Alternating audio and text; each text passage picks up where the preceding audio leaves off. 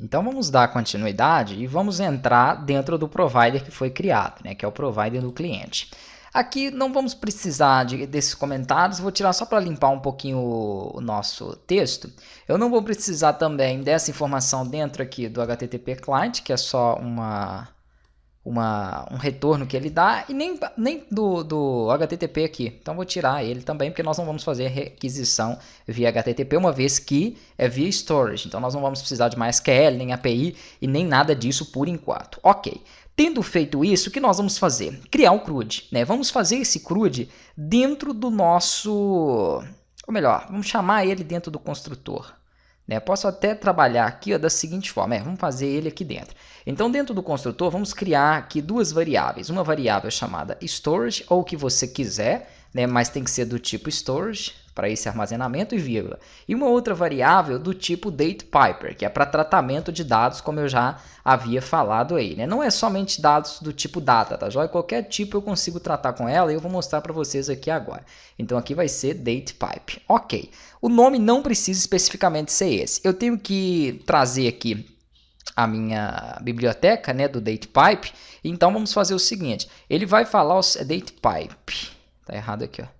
Datepipe. Ok, vou selecionar o datepipe para que eu possa fazer o import. Clica na lâmpada e manda importar o datepipe para não ter nenhum tipo de problema. Agora nós vamos precisar de duas coisas. Se você quiser criar essas variáveis dentro do construtor dessa forma, eu costumo fazer isso também, até mesmo para poder aumentar um pouco a área e facilitar a visualização para vocês. Vamos criar o CRUD. O CRUD vai ser feito através de alguns métodos aqui dentro inseridos. Então nós vamos criar aqui as funções de inserção, funções de remoção de dados no banco, entre outras. Então vamos fazer aqui da seguinte forma. Ainda no método construtor, vou colocar um comentário aqui, ó, criando o CRUD. Vou deixar um pouquinho mais detalhado para vocês, já que é um conteúdo novo e específico para o storage. Vamos fazer aqui então uma informação, né, para nós podermos aplicar. Na verdade não precisa nem ser dentro do construtor, porque o construtor vai só fazer essa chamada. Vamos fazer fora dele, depois eu falo sobre isso. Então vamos criar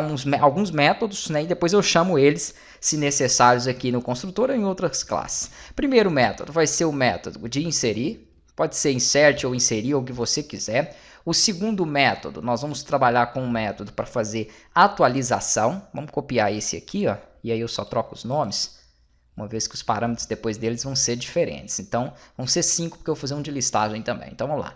Insert, vamos colocar aqui update, que é o método de edição.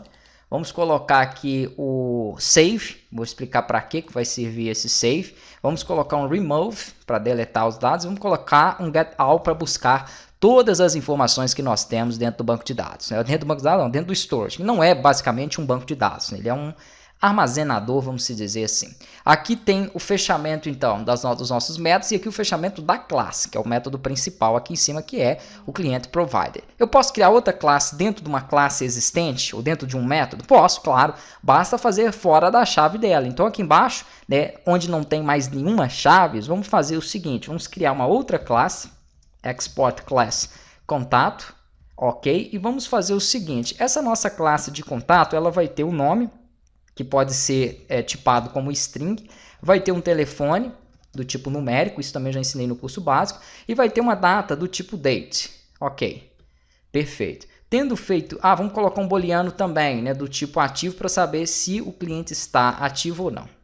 Bacana, então são esses os tipos de dados que eu vou estar utilizando para a classe, né, do contato. Vamos até colocar aqui melhor, vamos colocar a classe de cliente, porque nós estamos trabalhando com os nomes aqui da página, do provider, né? Então vamos trabalhar aqui com o cliente. E essas são as informações que eu quero para o cliente. Claro que depois, quando você estiver estruturando um aplicativo, vão aparecer outras informações. Então às vezes eu quero colocar um CPF daquele cliente, o endereço, entre outros. Mas com 2 campos, 3, 10 e 1000 vão ser iguais, então não tem a necessidade de eu passar isso. O que eu preocupei é em fazer aqui as tipografias diferentes, né? Então uma string, um número, uma data, um booleano, para vocês verem como que chama cada um desses tipos. Aqui, por exemplo, no inserir, vamos até começar por ele, vamos supor que quando eu solicitasse a inserção de dados, eu passasse aqui um objeto chamado cliente, que pertence à classe cliente. Pronto.